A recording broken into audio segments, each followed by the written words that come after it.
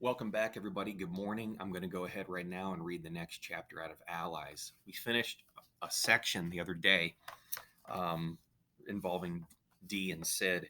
Today, we're going to start a brand new section called Operation Amiens, which is happening on June 6, 1944, just off the coast of Normandy, mid morning. And this chapter that I'm going to read today is entitled William the Conqueror. Let's see what this one's about.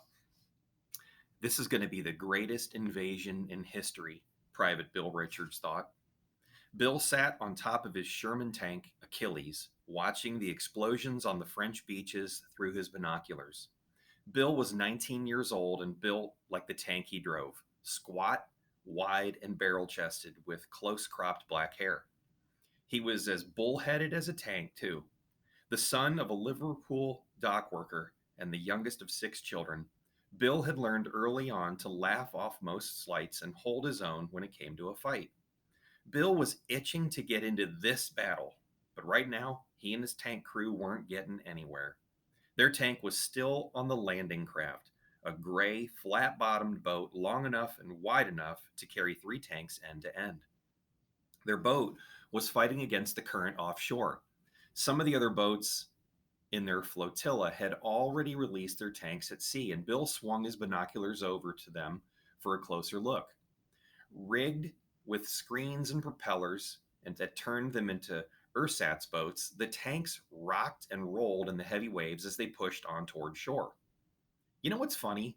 Bill told his crewmates while they waited. Almost 900 years ago, William the Conqueror and the Normans left from just about this very place in France. He nodded toward the shore, and they invaded England. Battle of Hastings and all that, and now we're going back, the English invading Normandy. Here we go, moaned Private George Davies, the tank's gunner.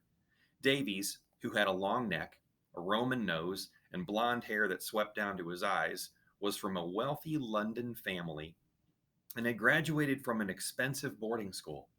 Somehow, even the grease covered canvas jumpsuit they all wore looked newly cleaned and pressed on him.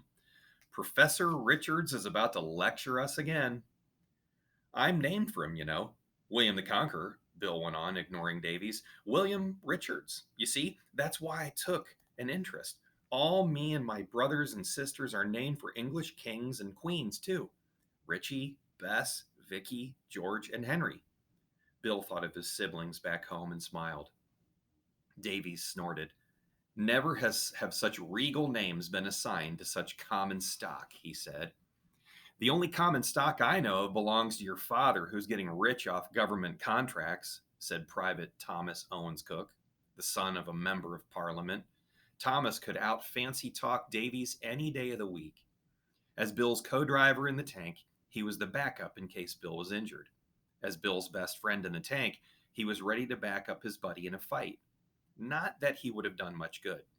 Thomas was barely 18 and hadn't filled in his tall, gangly frame. His Adam's apple stuck out like the knob on a tree. His brown hair was permanently in need of a comb, and he was incredibly clumsy. Still, his heart was in the right place, and he had given up a scholarship to Oxford University to enlist in the army, which Bill esteemed highly. Private Brian Murphy, the tank's red-headed gun loader, leaned over the rail and smoked a cigarette, staying out of their squabbling. In 2 years of service, Bill had heard the man say maybe 10 words. War is good for business, Davies said tartly. Yeah, but bad for them that fights in it, Bill said. Through his binoculars, he saw one of the floating tanks flip and go under, sinking beneath the waves. Wellington just went down to Davy Jones' locker, he called. Lieutenant Walter Lewis, Bill's tank commander, leaped up on top of Achilles and took Bill's binoculars. Lewis was career Army. He wore a thin black mustache on his upper lip and smelled of tobacco from the pipe he kept almost permanently lit.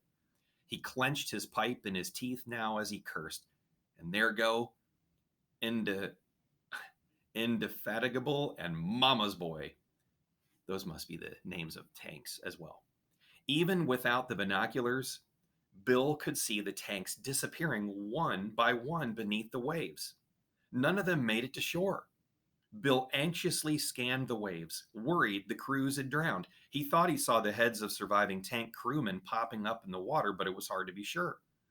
"Time to float the tanks," one of the Navy boys called down from the boat's tiny bridge. "Oh, no, it isn't," Lieutenant Lewis said. He thrust the binoculars back in Bill's hands and leaped from the top of the tank to the ladder up to the bridge. "Dang your eyes, man. Can't you see what happened to the rest of the tanks? You got to take us all the way." Bill couldn't hear the argument on the bridge, but he could tell the Navy boys were scared, and well, they should be. Bill could see the smoking remains of landing craft that had been hit by the German 88s and mortars. This boat's crew didn't want to get any closer than they had to, but Bill could also see the explosions on the beach, heard the drum of the machine gun fire across the waves. There were hundreds of Allied soldiers on the beach, thousands, and they were dying left and right. Bill thought of William the Conqueror and the invasion of England from France in 1066. That William had brought with him something like 10,000 men, 3,000 of them on horses. Bill figured that he and his tank crew were like the British Army's cavalry. Bill's regiment, the Royal Dragoons, had even started as a mounted infantry unit in the 1920s before switching from horses to tanks for the Second World War. William the Conqueror couldn't have won the Battle of Hastings without his cavalry, and the Allies weren't going to win D-Day without their tanks. They needed the Royal Dragoons, but all the rest of them had sunk. The 3 tanks on this boat, his tank Achilles, and the other 2, Valiant and Coventry's Revenge, were the only ones left in the whole sector. Lieutenant Lewis came back, packing tobacco into his pipe, and Bill knew that meant business. "First, the dang fool wanted to let us off here to drown, and then he threatened to turn around and go back out to sea," Lieutenant Lewis said. "Said we've drifted too far west, might end up on the British beach at Gold where we belong, or on the Yankee beach at Omaha, or somewhere in between. I told him we're going to land on some beach, by God, and that he was going to take us all the way in. Get Achilles fired up. We're going in." And that is the end of that chapter. The next one is called Achilles. So it has something to do with this whole section with the tank. All right, guys, get your homework done. Do today's question. Do it really well. Answer a couple of sentences. Make sure you got good grammar. And we'll talk to you for the next chapter.